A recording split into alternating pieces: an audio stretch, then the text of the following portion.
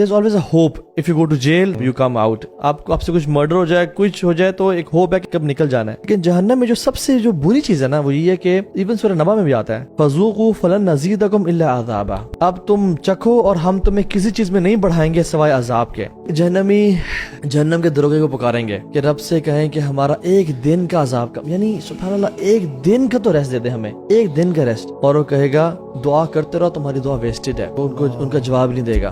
फिर वो डिसअपॉइंट हो गए ना, फिर वो हदीस में आता है मालिक को पुकारेंगे.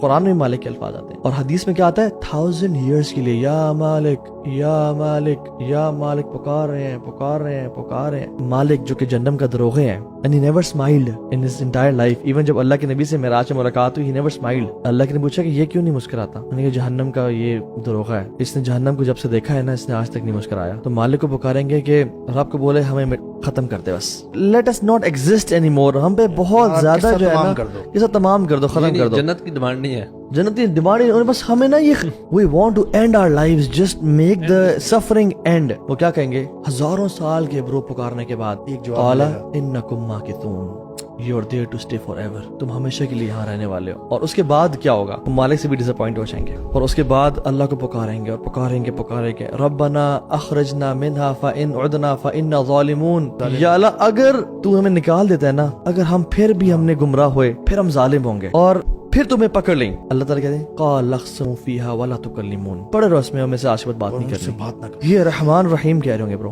उसके बाद ना उनके मुंह को सील कर दिया जाएगा, उनके लिप्स को सील कर दिया जाएगा, दे कैन नॉट स्पीक. अल्लाह अकबर. ये जहन्नम है. अल्लाहुम्मा अजिरना मिनन नार.